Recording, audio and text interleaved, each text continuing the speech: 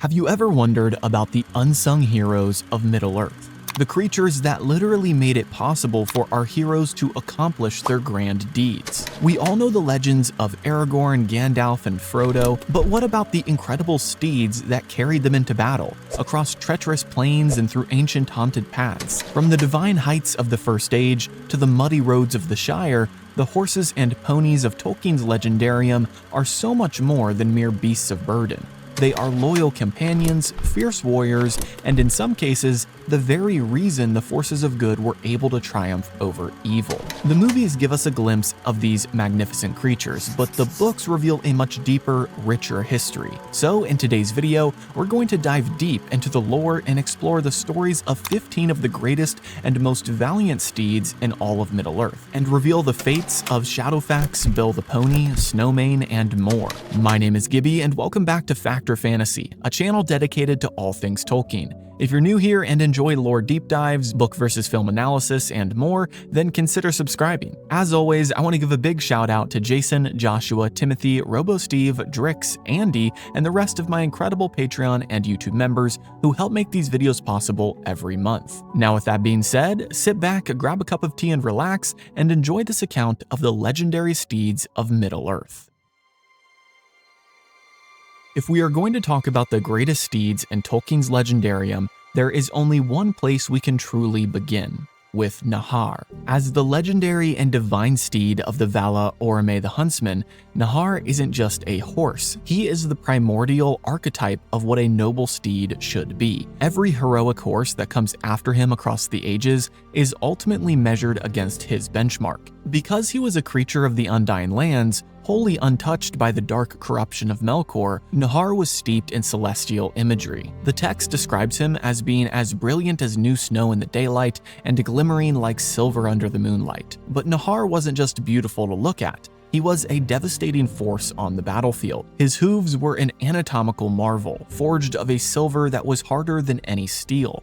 When Oromë rode him into combat against the creatures of Morgoth, these hooves acted as lethal weapons, striking down the servants of darkness with the concussive, unyielding force of the hammers of Aule the Smith. And then there was his voice. Nahar's neigh wasn't your standard animal sound. It possessed a magical sonic resonance. Much like the blast of Oromë's great horn, the Valaroma, Nahar's neigh was like a mighty trumpet call that struck absolute terror in the hearts of evil, while simultaneously bolstering the courage of the forces of good. Perhaps Nahar's most significant contribution to the history of Middle-earth, however, was his role in the discovery of the elves. While Oromë gets the historical credit for finding the Quendi at the waters of Cuiviénen, it was actually Nahar who perceived their presence first. Long before the Valar even knew that the children of Ilúvatar had awakened, it was Nahar who suddenly halted its gallop under the starlight and neighed, alerting his master to the distant, beautiful singing of the elves. Nahar remained Oromë's constant companion through the skirmishes of the First Age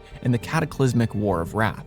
And while his ultimate fate was to remain peacefully with the Valar and Aman, his legacy lived on across the sea. It's widely acknowledged in the lore that Nahar is the ancient forefather of the elven horses and the distant divine sire of the great Meras of Rohan. From the divine heights of Nahar, we move to a steed who represents the tragic majesty of the Noldor, Rochallor. In the First Age, Rochallor was the great warhorse of Fingolfin, the High King of the Noldor. While some speculation over the years has erroneously classified him as one of the early Meras, textual evidence points elsewhere. The name itself derives from the Quenya root for horse, Rocco, or the Sindarin Roch. It's likely that his lineage traces back to the noble horses that the exiled Noldor brought across the grinding ice of the Helcaraxe, or perhaps from the sires gifted to Fingolfin by Maethros as an apology for the treacherous burning of the ships at Losgor. Rochallor is forever immortalized in his final, desperate ride across the suffocating dust of Dornu Fauglith. After the disastrous Battle of Sudden Flame, Fingolfin was consumed by wrath and the absolute despair of what he believed was their ultimate defeat. He mounted Rochallor and rode straight for the very gates of Angband to challenge Morgoth to single combat. The horse's speed and fury were so magnificent that onlookers literally fled in terror, mistakenly thinking that the Vala Oromë himself had descended upon Nahar. Through the terrifying, earth-shattering duel with the Dark Lord, Rochallor embodied true martial knightliness, remaining dutifully and fearlessly right beside his master. Rochallor's end is easily one of the most poignant animal tragedies in all of Tolkien's writings. After Fingolfin was slain, Rochallor was viciously attacked by the monstrous wolves of Angband. Relying entirely on his incredible swiftness, the horse narrowly escaped the pack and fled all the way back across the plains of Hithlum. But the extreme physical exertion, combined with the profound psychological trauma of losing his master to the ultimate evil, was simply too much. Upon reaching the relative safety of Hithlum, Rochallor's heart burst, and he died. It was a visceral, biological manifestation of the immense sorrow that had engulfed the Noldor. Staying within the ruinous wars of the First Age, we move from the tragedy of the Elven Kings to the tragedy of men, with another notable casualty, Eorc. He was the faithful steed of Hurin, the legendary lord of Dorlomim. If we break down the linguistics, which Professor Tolkien always loved to do, the name Eorc is a direct Sindarin construction.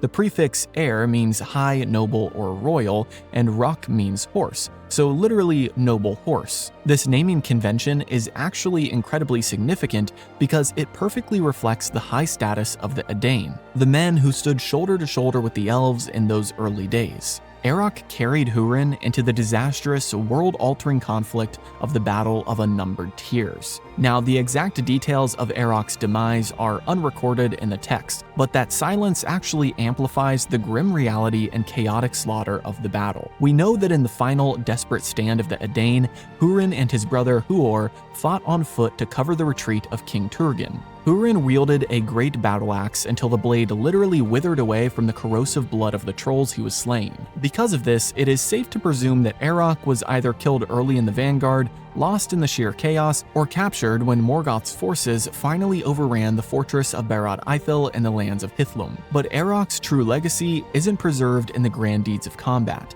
It is preserved in the haunting, enduring grief of Hurin's wife, Morwen. After her husband's disappearance, Morwen refused to completely succumb to hopelessness. During the long, sleepless watches of the night, her desperate mind would play tricks on her, making her believe that she could hear the familiar neigh of Eorc out in the courtyard, signaling Hurin's victorious return. The silence of the empty courtyard is a masterfully potent literary device. It underscores the permanent rupture of Hurin's family and the absolute heart-wrenching bleakness of the age. Moving into our next overarching category, the Lords of the Horses, the recorded history of the legendary Meras begins with one magnificent stallion, Félix, the steed of Eorl the Young, the first king of Rohan. The origin of Félix is steeped in blood and dominance. He was originally captured as a wild, magnificent foal by Leod, Eorl's father, who was a renowned tamer of horses among the Eotheid. Despite Leod's unmatched skill, when he finally attempted to mount the fully grown stallion, the powerful horse threw him, resulting in Leod's tragic death. Now, under normal circumstances, custom would dictate that Eorl would slay the beast in vengeance, but Eorl took a different path. He tracked the horse down and demanded a blood price. The stallion must surrender its freedom and serve him as compensation for his father's life. Eorl initially gave him the ominous moniker Mansbane, but after successfully taming him and establishing a deep bond of mutual respect, he renamed him Félix. If we dive into the linguistics again, Félix is an Anglo-Saxon poetic construct. It derives from Fela, meaning very, and Ruf, meaning valiant or strong. This linguistic shift by Tolkien perfectly mirrors the cultural integration of the horse into the deepest identity of the Rohirrim. Félix wasn't just a beast of burden, he literally understood the speech of men. He served Eorl faithfully, notably carrying the young king to the pivotal battle of the Field of Celebrant, the legendary victory that secured the lands of Rohan for his people. Demonstrating the supernatural vitality of his breed, Félix lived just as long as a mortal man, and when Eorl the Young finally died in battle in the year 2545 of the Third Age, Félix was buried right alongside his master in the very first of the grand burial mounds of Edoras, honoring him not just as a prized steed, but as a true co-founder of the nation of Rohan. From the founding of Rohan and the taming of Félix, we logically arrive at the absolute pinnacle of the Meras line. He is arguably the most famous and active horse in the entire legendarium, Shadowfax, the Prince of Horses. Physically, Shadowfax is described as having a silvery gray coat that shone like pure silver in the light, possessing the ability to run faster than the wind itself. If we look into the etymology, the name incorporates the obsolete English word fax, meaning hair or mane, so conceptually, his name translates to a mane of shadow. But what truly set him apart as the recognized lord of all the horses was an independence that completely transcended standard domestication. Shadowfax wore neither saddle nor bridle. He chose to carry Gandalf entirely of his own free will, operating as an equal partner in the War of the Ring rather than a mere pet or beast of burden. Initially, the Rohirrim couldn't tame him at all. He simply ran wild. When Gandalf the Grey sought a mount after escaping the pinnacle of Orthanc early in the story, an impatient and corrupted King Theoden essentially told the wizard to take any horse he wanted and to get out of there. Gandalf's choice of Shadowfax angered the king immensely because it breached an ancient law of the Mark. The Meras served only the royal line. But Gandalf didn't just take him, he established a mutual covenant of respect. Shadowfax bore the wizard with unprecedented speed all the way to the Shire and onward toward Rivendell before Gandalf released him to return to Rohan on his own. Upon Gandalf's return from death as the White Rider, he called for Shadowfax, who eagerly answered. This incredible pairing of the resurrected Maya and the chief of the Meras represents an absolute apotheosis of the alliance between the divine will and the natural world. Shadowfax carried Gandalf through the critical relief of Helm's Deep, the desperate multi-day ride to Minas Tirith, and stood completely unflinching during the terrifying confrontation with the Witch King at the Great Gate of the White City. Following the conclusion of the war, acknowledging the singular, almost spiritual bond they shared, Shadowfax actually accompanied Gandalf aboard the White Ship at the Grey Havens. Passing over the sea into the west is an unprecedented and truly miraculous honor for a mortal beast of Middle-earth, cementing Shadowfax as the greatest steed of the Third Age. While Shadowfax answered to a wizard, the traditional royal line of the Meras was represented during the War of the Ring by another incredible steed, Snowmane, the great white horse of King Theoden. What is so fascinating about Snowmane is how he serves as a physical and symbolic mirror to Theoden's own character arc. White, noble, and fierce, the horse perfectly reflects the aged king's rejuvenation. When Theoden shakes off the poisoned, decrepit state forced upon him by Saruman and Grima Wormtongue, returning to his regal martial glory, Snowmane is right there beneath him. In fact, when Theoden leads the epic dawn charge at the Battle of the Pelennor Fields, Tolkien draws a direct mythic parallel back to the First Age. The text explicitly compares the charging king upon his white steed to the Vala Oromë the Great in the Battle of the Valar, a brilliant callback to the legacy of Nahar. But as glorious as that charge was, Snowmane's final fate is tragically intertwined with his master's doom. During the chaotic, terrifying height of the battle, the Witch King of Angmar descended upon them on his winged fell beast. In the ensuing terror and physical assault, Snowmane was pierced by a black dart, a venomous projectile of the enemy. In his agonizing death throes, the massive panicked horse fell, fatally crushing King Theoden beneath his immense weight. The tragedy here is palpable. This noble beast, through absolutely no malice of its own, became the heartbreaking instrument of the king's death.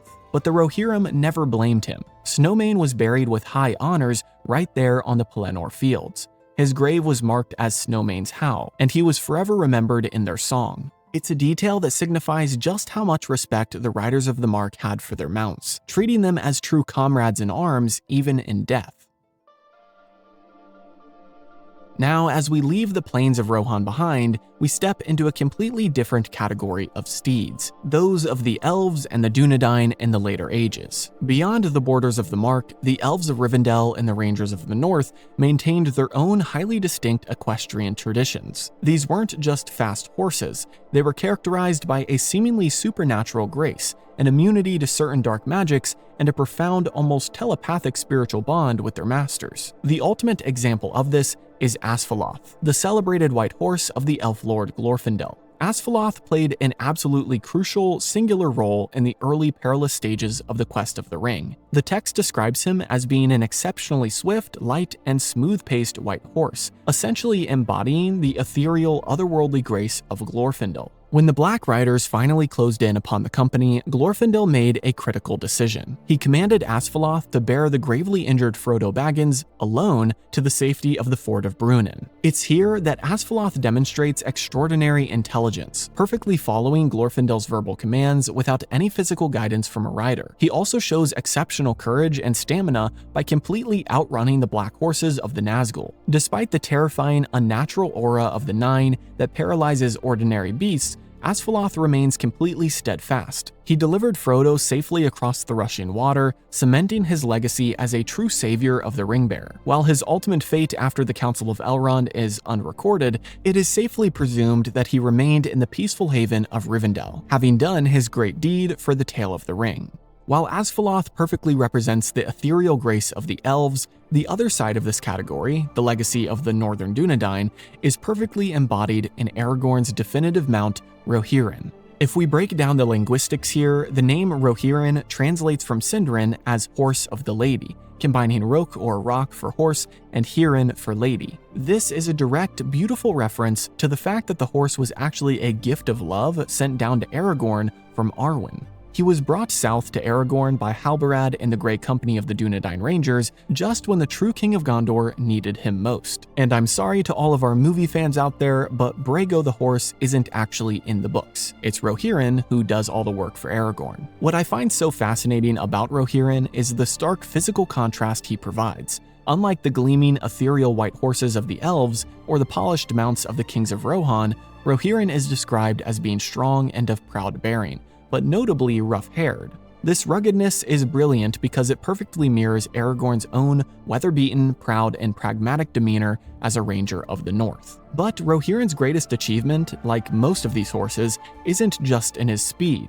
It's his absolute fearlessness and loyalty in the face of ancient supernatural dread. When Aragorn rode to the Dark Door and straight into the terrifying paths of the dead, it was a subterranean gauntlet, haunted by oathbreakers that paralyzed all other mortal beasts with absolute terror. And we can even see this in the movie, as Peter Jackson rewrote this entire part of the book to only have it be Aragorn, Legolas, and Gimli who goes into the mountain, and we see their horses run away.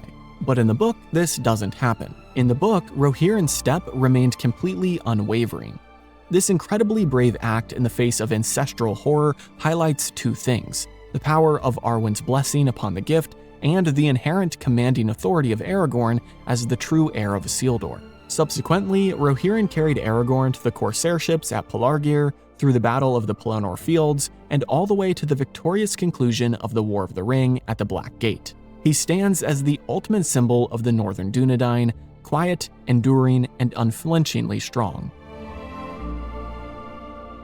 As we leave behind the royal bloodlines of the Meros and the ethereal steeds of the elves and rangers, we ride into our next category, which is the Martial Warsteeds of the Rohirrim. While the legendary Meros were strictly reserved for the kings of the Mark, the rank-and-file riders of Rohan, or the Eoreds, rode formidable, highly trained warsteeds of their own. These horses were the true backbone of Rohan's military might, proving absolutely instrumental in the defeat of Saruman at Helm's Deep and the defense of Gondor at the Pelennor Fields. They perfectly showcase the deep martial partnership between the Rohirrim and their mounts. One of the best examples of this partnership is Firefoot, the massive mount of Eomer, the third marshal of the Mark. Just like his master, Firefoot was an exceptionally large and bold steed, perfectly reflecting Eomer's own fiery temper and aggressive martial prowess. He was recognized as one of the strongest and most resilient horses in all of Rohan, and his stamina was truly legendary among the cavalry. We see the absolute proof of this stamina during the urgent, desperate ride to the Battle of the Hornburg. Firefoot didn't just carry a towering, fully armored Eomer into battle. He actually bore the double burden of carrying Gimli the dwarf as well, galloping across the plains of Rohan to reach Helm's Deep in time to turn the tide. And this endurance is what makes Firefoot's story so remarkable. Unlike so many of the brave war horses of the era that tragically perished in the brutal engagements of the Third Age, Firefoot actually survived the horrific casualty rates of the War of the Ring. Following the conclusion of hostilities, Tolkien specifically noted that Eomer rode Firefoot in times of peace. He even rode him during the somber grand procession that returned King Theoden's body from Gondor back home to Edoras. Ultimately, Firefoot stands as a powerful testament to the sheer physical endurance and unmatched battle readiness of the Rohirric breeds. But we can't talk about Firefoot without talking about another great steed of the Rohirrim, Windfola. Windfola, whose name translates directly from the language of Rohan as Windfall, was a large gray horse assigned to the rider named Dernhelm, who we, of course, know was the disguised Lady Éowyn. During the clandestine muster of Rohan, Éowyn secretly took the hobbit Meriadoc Brandybuck onto Windfola's back. Now, technically, the great steed made very little of this combined weight, since Éowyn was much lighter than a typical male rider, and Merry was, well, a hobbit. But Windfola actually performed admirably during that exhausting multi-day ride to Gondor, and he held his nerve during the thunderous initial charge at the Pelennor Fields. But then came the true test. When the Witch King of Angmar descended upon his winged fell beast, bringing with him the necrotic, paralyzing aura of the Black Breath, the psychological strain completely broke the animal. Driven utterly mad with supernatural terror, Windfola threw both Éowyn and Merry from his back and bolted, running wild and blind across the blood-soaked plains. Windfola's ultimate fate after this traumatic event is left completely unresolved in the texts. It's presumed that he was either lost to the wild or killed in the chaotic aftermath of the battle. It's a heartbreaking moment, but Windfola serves as a truly poignant narrative reminder for us. It provides a stark contrast to the magical fearlessness of horses like Shadowfax or Asfaloth. Tolkien is reminding us that while the horses of men are incredibly brave and highly trained, they are ultimately mortal beasts, and they are highly susceptible to the overwhelming, unnatural malice of the Nazgul. Moving on from the tragic panic of Windfola, we reach a pair of steeds whose destinies were deeply intertwined: Hasufel and Arod. What makes their story so fascinating is how it showcases the complex relationships between horses and riders of completely different races, especially as these Rohirric horses adapt to the highly unconventional company of Aragorn, Legolas, and Gimli. Let's start with Hasufel. If we break down what the name means, it derives from the Old English hasu, which means gray or dark, and fel, meaning skin or coat. He was a large, dark gray horse originally ridden by a Rohirrim warrior named Gerulf. Tragically, after Gerulf was slain by orcs near the eaves of Fangorn Forest, Éomer lent Hasufel to Aragorn to aid the three hunters in their pursuit of the Uruk-hai. Hasufel served Aragorn incredibly reliably across the wide plains of Rohan and later participated bravely in the charge at the Battle of the Hornburg. But we have to remember that Hasufel was just a normal, mortal horse. When a terrifying apparition of an old man, highly likely to be Saruman, appeared near their camp at Fangorn, Hasufel and Arod snapped their pickets and fled into the night in absolute terror. The only reason that these two horses were recovered at all was because they fortunately encountered Shadowfax running loose in the wild. The Lord of the Horses calmed them down and brought them back to Gandalf's whistle. Now, when Aragorn's horse finally arrived from the north as a gift from Arwen, Aragorn naturally transitioned to his own mount. But Hasufel survived the war and was officially gifted to Aragorn by Éomer in peacetime, remaining a cherished companion. Then we have Arod. Given by Éomer to Legolas the elf, Arod was a lighter, much more restive and fiery horse. Legolas's interaction with Arod perfectly highlights the profound elven connection to the natural world. Upon receiving him, Legolas immediately stripped the horse of its heavy saddle and rein. He chose to ride him completely bareback, guiding the fiery animal by more verbal command, balance, and pure empathy. It's also a true testament to Arod's patience that he frequently and willingly carried Gimli the dwarf behind Legolas. But Arod wasn't entirely fearless. Unlike Aragorn's own horse, Arod was deeply terrified of the unnatural gloom emanating from the paths of the dead, and absolutely refused to enter the dark door. He was only able to proceed when Legolas did something brilliant. The elf placed his hands over the horse's eyes and sang a soothing elvish song, magically mitigating the animal's blinding panic. The fact that Arod survived through the horrors of the war, despite his highly fearful and high-strung nature, really underscores the protective, calming, and restorative influence of his elven rider. Now, as we come to the last few steeds on our list, we arrive at a category that is just as important as the ethereal elven mounts and the great war steeds, if slightly smaller in stature. These are the sturdy companions. Because not all heroism in Middle-earth was forged on the backs of towering war horses charging into the vanguard of armies. The humble ponies of the legendarium exhibited a quiet fortitude, profound loyalty, and an unexpected wisdom that frequently saved our primary heroes from utter disaster in the harsh wilderness. And there is no better example of this than the absolute legend himself, Bill the Pony. Bill actually undergoes one of the most remarkable and inspiring character arcs of any animal in the text. He originally belonged to Bill Ferny, a malicious Saruman-aligned man of Bree, who starved, beat, and completely mistreated the poor beast. After the Hobbit's mounts were stolen, Barliman Butterbur actually purchased him for the exorbitant price of 12 silver pennies, just to make sure that they had something to carry their packs. But under the gentle, attentive care of Samwise Gamgee, Bill completely transformed from a sickly, hopeless creature into a robust and deeply beloved companion. His resilience is honestly extraordinary. He is the only pack animal to accompany the Fellowship deep into the wild, even enduring the freezing, brutal ascent of the mountain pass of Caerothrus. Tragically, his journey with the Fellowship ended violently at the gates of Moria. When the terrifying, tentacled Watcher in the Water attacked the company, Bill was understandably blinded by terror. He fled back into the wild, leading a heartbroken Sam to presume him dead. But Bill was a lot tougher than anyone thought. Demonstrating remarkable intelligence, memory, and pure survival instincts, this pony successfully navigated the perilous, wolf-infested wilderness completely alone, making his way all the way back to the safety of Bree. After the destruction of the Ring and the conclusion of the war, Sam was joyously reunited with Bill at the Prancing Pony. And Tolkien gives us this incredibly fitting, almost comedic moment of closure during the return to the Shire. When they encounter his former abusive owner, Bill Ferny, Bill the Pony delivers a swift, powerful kick right up his backside, driving the ruffian away. Bill then lived out the rest of his days in well-deserved peace, and he actually had the final incredible honor of carrying Samwise to the Grey Havens to bid a final farewell to Frodo. And finally, rounding out our look at the sturdy companions of Middle-earth, we have two very specific ponies with two very different narrative purposes, starting with an embodiment of primordial wisdom, Fatty Lumpkin. Belonging to the enigmatic, ancient entity Tom Bombadil, Fatty Lumpkin represents the untamed, joyous, and unassailable nature of the Old Forest. He is described exactly as you might expect Bombadil's pony to look: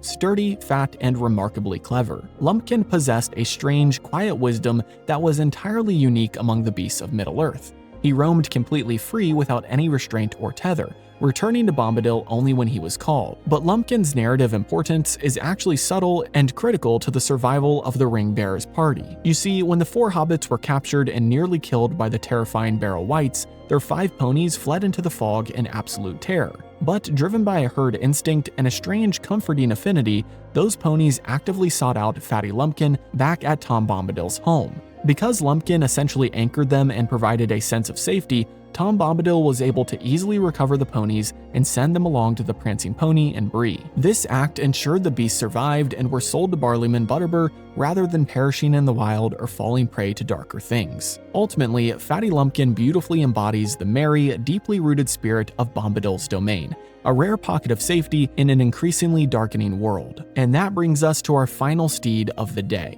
Stibba. Stibba was a small, shaggy, gray mountain pony of Rohan, given to Meriadoc Brandybuck by King Theoden to use during his service as a sword thane. If we look at the linguistics here, the name Stibba directly derives from the Anglo-Saxon word for stump or stub. It's a very deliberate, direct reference to his short, stocky, and frankly unglamorous build. Stibba served faithfully, keeping pace with the host and carrying Merry all the way from the aftermath of Helm's Deep to the encampment at Dun Harrow. However, Stibba's true narrative function is to starkly highlight the physical limitations of the hobbits in a world of men. When the Rohirrim prepared to ride urgently to the defense of Minas Tirith, King Theoden explicitly commanded that Merry remained behind. The king stated the harsh logistical reality: Stibba was simply too slow to keep pace with the war horses over such a vast distance, and Merry himself was too heavy a burden for a rider to bear double on a single horse in combat. Because of this, the incredibly reliable Stibba was left behind at Dun Harrow. But it was exactly this exclusion, driven by the pony's physical limitations,